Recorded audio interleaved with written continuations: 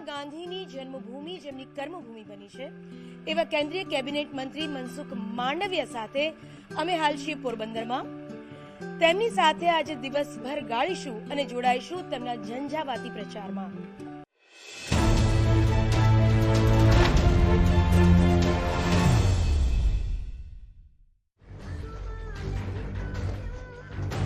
મનસુખ માંડવિયા ભાજપના દિગ્ગજ નેતા છે અને હાલ કેન્દ્રમાં આરોગ્ય મંત્રીની જવાબદારી સંભાળી રહ્યા છે. મતદારો વચ્ચે મહારથીની આજની આ કડીમાં આપણે મનસુખ માંડવિયાની દિવસભરની તમામ હલચલ અને પ્રચારના તમામ રંગ આપને બતાવીશું. જાહેર જીવનના આ નેતાની અંતરંગ વાતો સાથે પણ આપને કરાવીશું રૂબરૂ.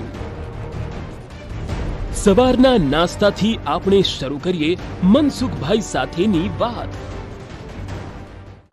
મિનિસ્ટર સાહેબે યોગા તો અમારા વગર કરી લીધા છે, એમની સવાર વહેલી પડી ગઈ છે, પણ નાસ્તો સાથે કરી રહ્યા છે.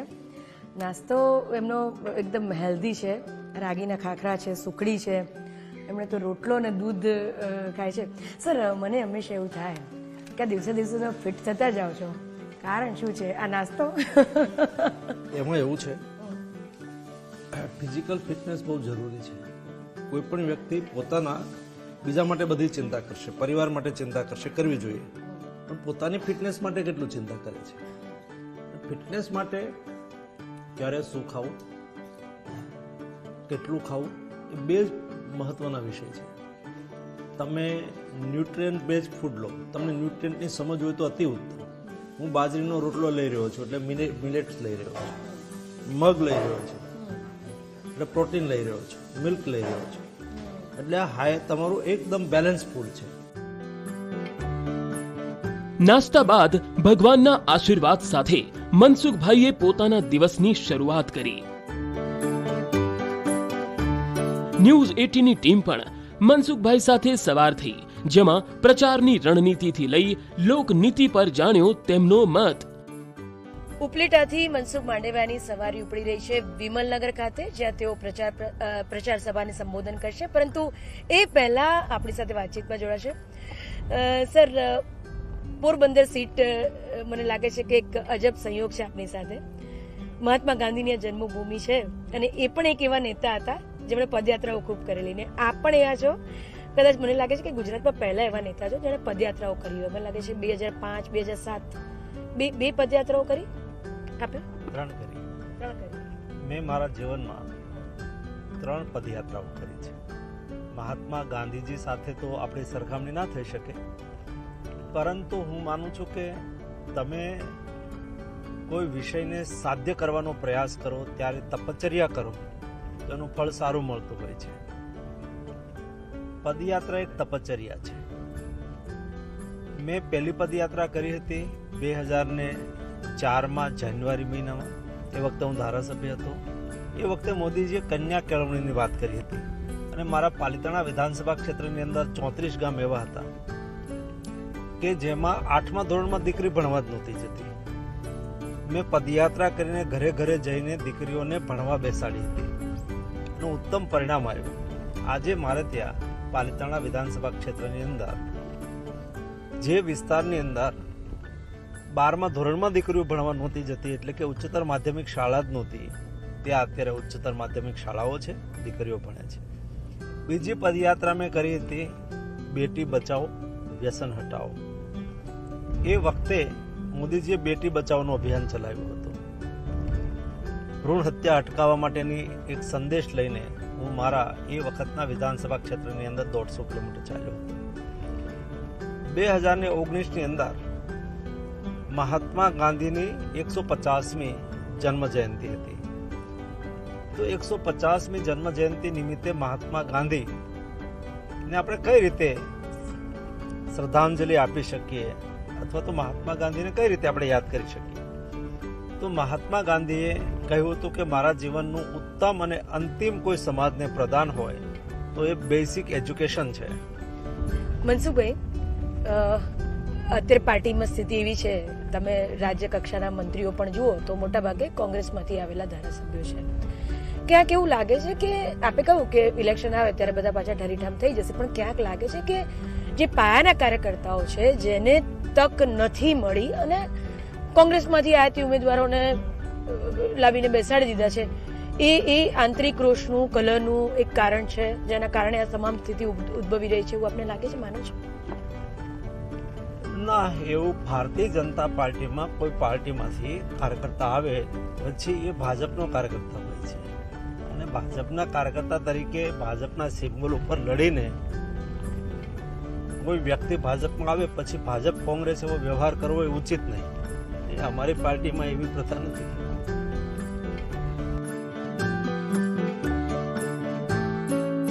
પ્રચારના પ્રથમ પડાવ પર મનસુખ માંડવિયા પહોંચ્યા ઉપલેટાના ગામમાં.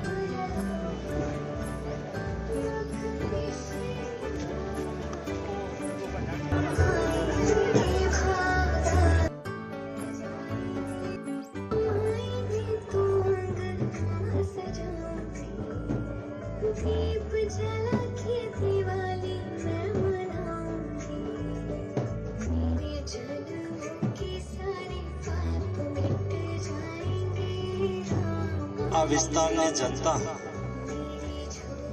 સ્વર્ગસ્થ આપણા વિઠ્ઠલભાઈ, જેમણે વર્ષો સુધી આ વિસ્તારનું પ્રતિનિધિત્વ કર્યું છે,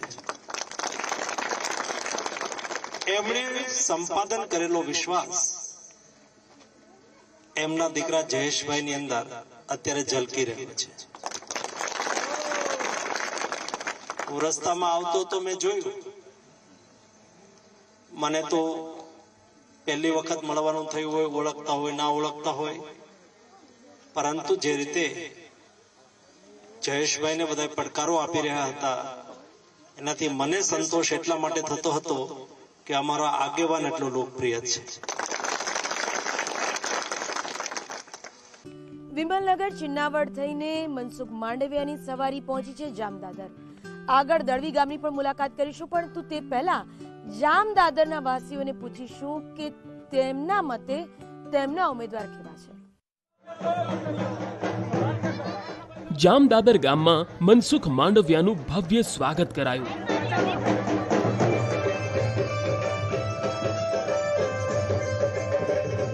તમારી દ્રષ્ટિએ તમારા ઉમેદવાર કેવા? અમારા ઉમેદવાર એકદમ પરફેક્ટ અને 100% ખરું સોનું જેવા છે.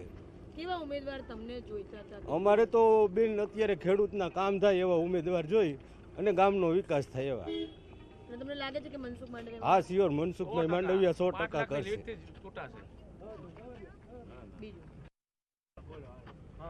તમારી દ્રષ્ટિએ તમારા ઉમેદવાર કેવા?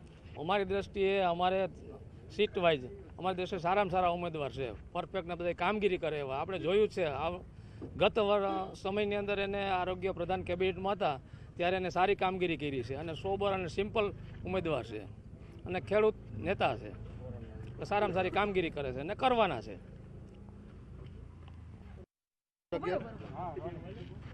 તમારી દ્રષ્ટિએ તમારા ઉમેદવાર કેવા? બહુ સારા હાઈ ક્લાસ કામ કરે એવા અને 3 ડોઝ બધાને, તેથી મંત્રી હતા, આરોગ્ય મંત્રી હતા દિલ્હીમાં, તેથી બધાને 3 ડોઝ બધાને આપ્યા. પછી બહુ સારું કામ કરી છે સાહેબની. તમારી દ્રષ્ટિએ તમારા ઉમેદવાર કેવા? અમારી દ્રષ્ટિએ તો જે પાર્ટીના નિયમ પ્રમાણે જે ઉમેદવાર મૂક્યા છે એમાં એવું નથી કે સ્થાનિક અત્યારે પાર્ટીની અંદર એવું હાલે છે કે બહારથી ઉમેદવાર મૂક્યા છે, આ વસ્તુ કરી છે. નહીં, હકીકતની અંદર એવું નથી.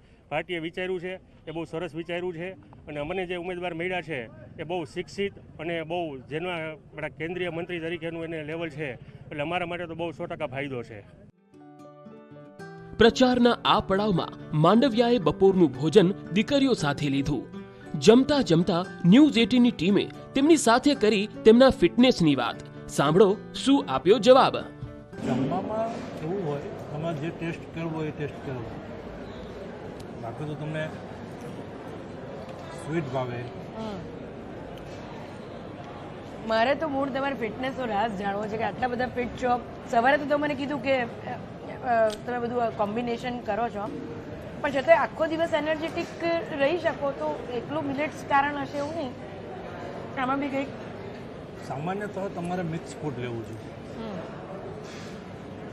એક ને એક પ્રકારનું ફૂડ નહીં, તમારી ડાયજેસ્ટિવ સિસ્ટમને બધું જ ફૂડને ડાયજેસ્ટ કરવાનો અનુભવ રહેવો જોઈએ.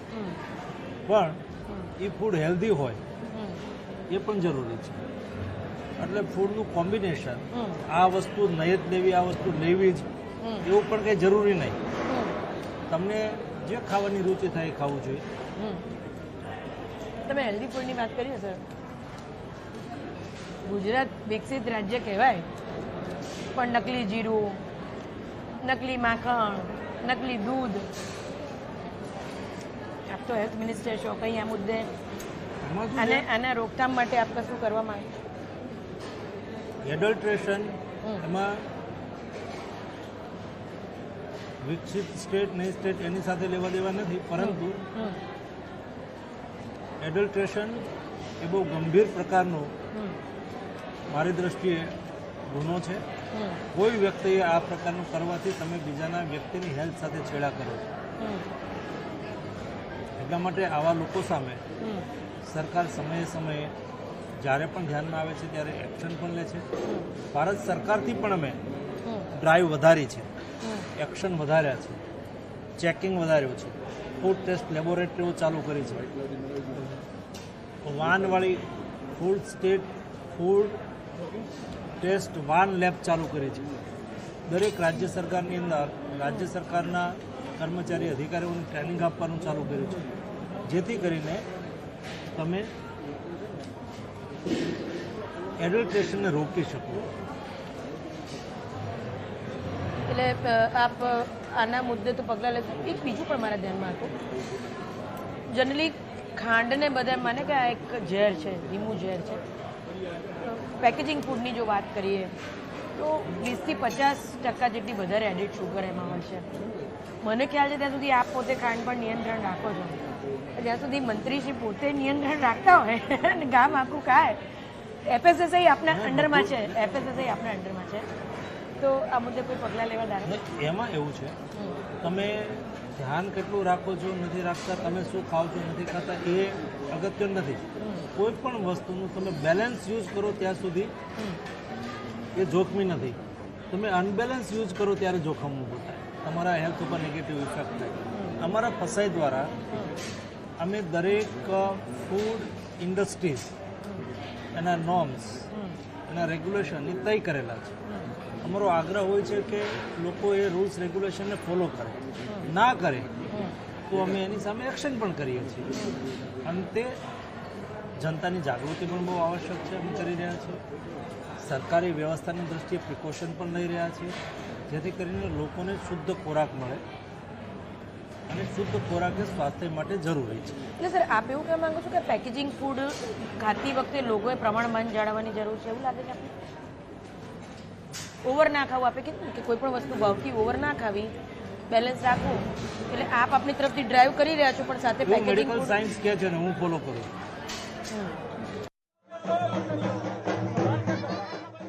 મનસુખ માંડવિયા પ્રચારમાં પોરબંદરના ગામડા ખૂંદી રહ્યા છે.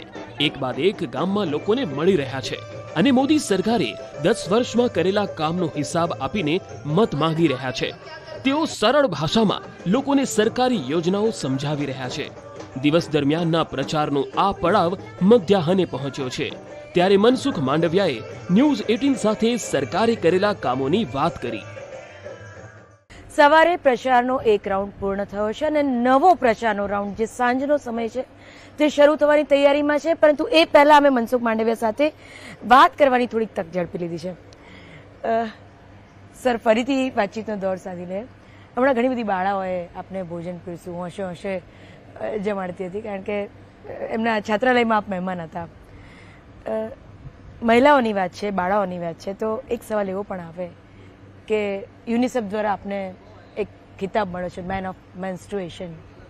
ખૂબ મોટી વાત કહેવાય કે ભારતના એક મંત્રીને આ પ્રકારે યુનિસેફ દ્વારા નવાજવામાં આવે. મને પણ યાદ છે જ્યારે જ્યારે એ સમયે અમારી ચેનલનું નામ અલગ હતું અને મેં આપણે 2 પેડ સાથે મનસુખ માંડવિયાના ફોટો કરીને અમે લોકોએ ફર્સ્ટ કવરેજ આપને આપ્યું હતું આ મુદ્દે.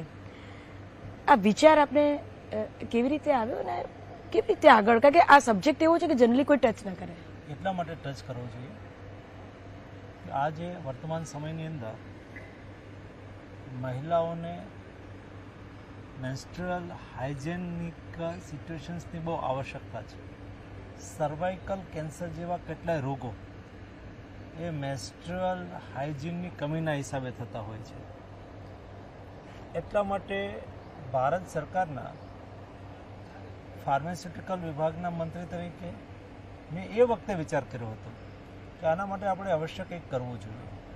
અને જ્યારે હું આ ઝુંબેશ ચલાવતો હતો ત્યારે કેટલા લોકો કોમેન્ટ પણ કરતા હતા કે આ ઝુંબેશની અંદર કોઈ બહેનોએ ચલાવવી જોઈએ, આમાં બહેનો ક્યાં.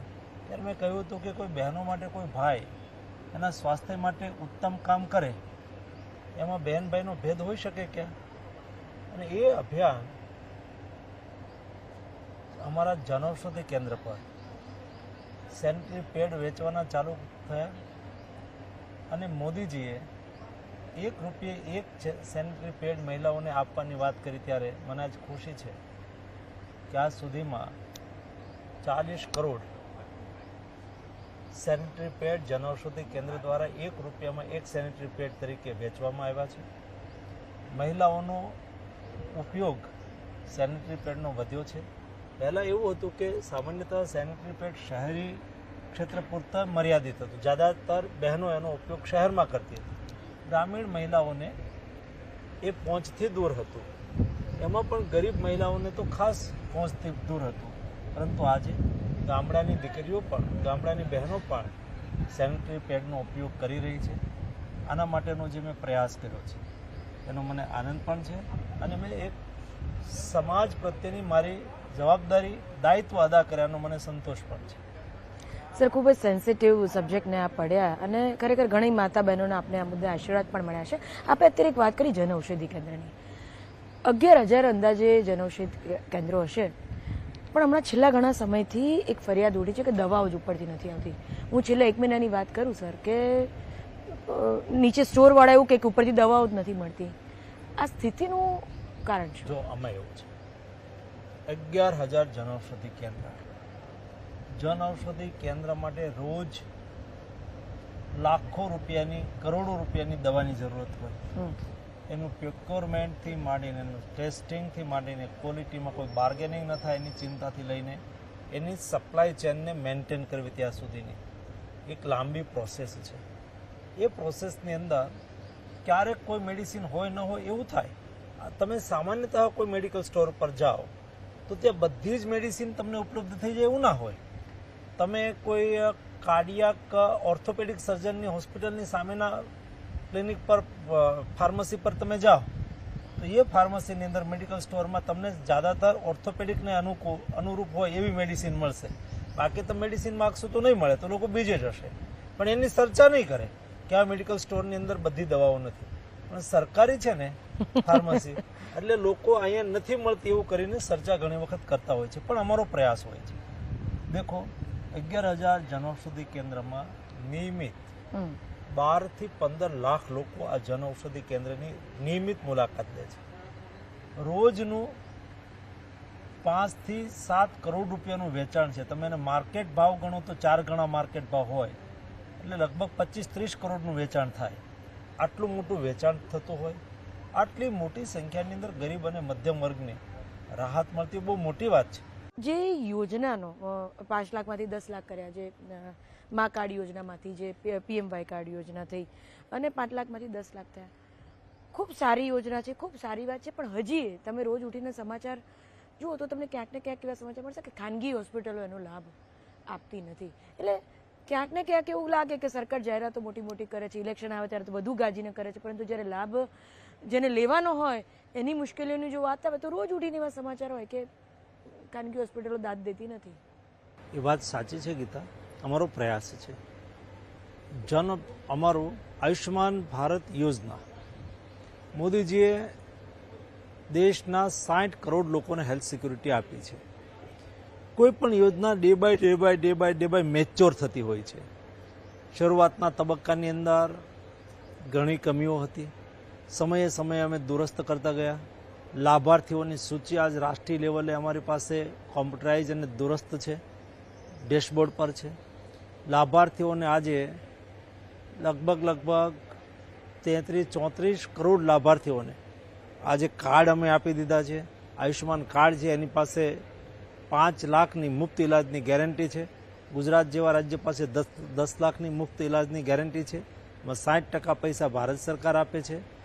એમાં દેશની 23,000 હોસ્પિટલ એન પેનલ છે. ડે બાય ડે નવી હોસ્પિટલ એન પેનલ થતી જઈ રહી છે, વધી રહી છે.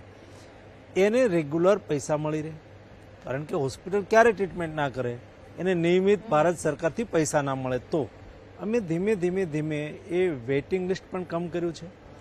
પહેલાં આ યોજના ઇન્સ્યોરન્સ બેઝ હોવાથી પ્રાઇવેટ અને સરકારી કંપનીઓ, એટલે ઇન્સ્યોરન્સ કંપનીઓ છે, એનો અમલ કરતી હતી. સ્વાભાવિક તौर પર કંપનીઓ, ઇન્સ્યોરન્સ કંપનીઓ જ્યારે અમલ કરતી હોય ત્યારે થોડી એનો રવૈયો એ થોડો કઠોર હોય, નાની નાની ક્વેરીઓ પણ કાઢતા હોય. અમે એને ધીમે ધીમે ચેન્જ કરીને ટ્રસ્ટ બેઝ પર લઈ જઈ રહ્યા છીએ. દરેક રાજ્ય ટ્રસ્ટ બેઝ પર એ યોજનાનો અમલ કરે, એટલે કે કોઈ ઇમ્પ્લિમેન્ટ એજન્સી હોય એને ઇમ્પ્લિમેન્ટ કરવા માટે થઈને, પ્રોસેસ કરવા માટે 10-12% જે કંઈ બીડ અનુસાર એને આપી દે, પરંતુ પછી સરકારના 60% અને રાજ્ય સરકારના 40% સીધા એના એકાઉન્ટમાંથી જાય, તાકી છોટી મોટી ક્વેરી રેઝ ના થાય, નિયમિત હોસ્પિટલને પેમેન્ટ મળી જાય અને દરેકનો ઇલાજ થઈ જાય. પોરબંદરમાં આવતા ઉપલેટામાં મનસુખ માંડવિયાનો પ્રચાર જોરશોરમાં ચાલી રહ્યો છે. ગામે ગામ જોરદાર પ્રતિસાદ મળી રહ્યો છે. જનતા તરફથી મળતા આવકાર અને પ્રેમમાં માંડવિયા માટે લોકોના હૃદયમાં ભારોભાર વિશ્વાસ દેખાય છે. લોકો ઉત્સાહભેર અમારું સ્વાગત કરવા માટે ગામની બહાર નીકળ્યા. આજે પણ અહીંયા પણ મેં જોયું જે રીતે સમગ્ર ગામ, જામકંડોળના ગામ ઉત્સાહથી, ઉમંગથી અમારું અભિવાદન કર્યું. બધા જ ભારત સરકારના લાભાર્થીઓએ પણ અમારું ઉષ્માભેર સ્વાગત કર્યું. રસ્તાની અંદર બહેનોએ ગરબા કરીને અમારો ઉત્સાહ વધાર્યો. આટલો ઉત્સાહ આપનો હોવાનું કારણ હું સમજી શકું છું.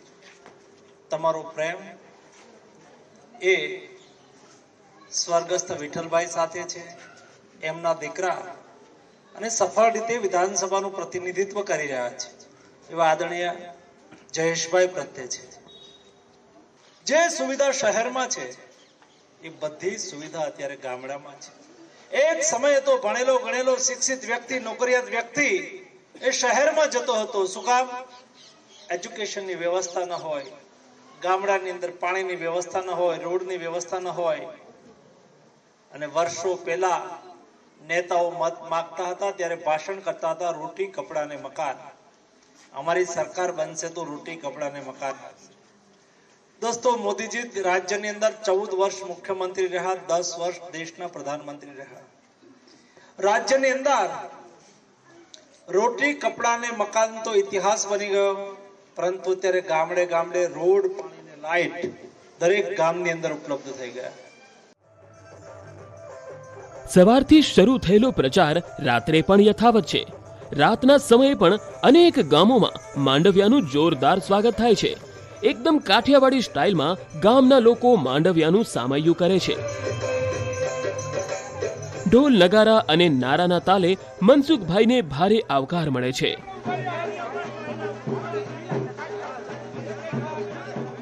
જનતાના જનપ્રતિનિધિની સાથે માંડવિયા ભગવાનમાં પણ ખૂબ આસ્થા ધરાવે છે. એટલે જે ગામમાં પ્રચાર માટે જાય ત્યાં ગામના મંદિરમાં જઈ આશીર્વાદ મેળવે છે.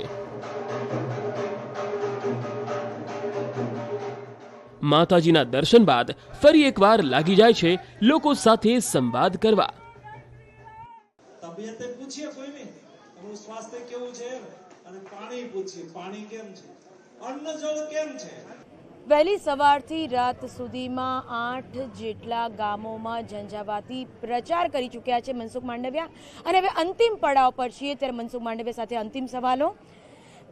મનસુખભાઈ એક નેતા છો, ક્યારેક આ રીતે ફૂલોનો વરસાદ બી થાય અને ક્યારેક ટીકાઓનો પણ વરસાદ થાય. નેતા તરીકે ઘણું બધું પચાવવું પડે, એ કળા આપે પણ હસ્તગત કરી હશે. શું કહેશો કે કેવા અનુભવ થાય? નેતા હોય તો મુશ્કેલી થાય. હું તો કાર્યકર્તા છું, એટલે મને બહુ ફરક ના પડે. રાજનીતિની અંદર જનતા તમને માન સન્માન પણ આપે અને જનતા તમારી પાસે અપેક્ષા પણ રાખે. એ બંને વચ્ચે બેલેન્સ બનાવવું એ જનપ્રતિનિધિની જવાબદારી છે. પરંતુ અમારા માટે પોઝિટિવ પક્ષ એ છે કે અમે જનતા સાથે જોડાયેલા લોકો છીએ, જનતાના વચ્ચે રહેનારા લોકો છીએ. જનતાની ભાવના, એની અપેક્ષા અને એની સંવેદનાને અમે સારી રીતે સમજીએ છીએ. એટલા માટે અમે જે અમારું વાણી, વિવેક, વર્તન અને કામની કાર્યશૈલી એ જનતાને અનુરૂપ હોય છે. તેથી સંવાદ સાધવામાં અને સમસ્યાઓનું સમાધાન કરવામાં અમને સરળતા રહે છે. બે સવાલ વધારે છે મનસુખભાઈ. ભગવાન જો એક દિવસ મનસુખભાઈને કહે કે માંગો એ આપું, મનસુખભાઈ શું માંગે? જનતાની સેવા. જનતાની સેવા.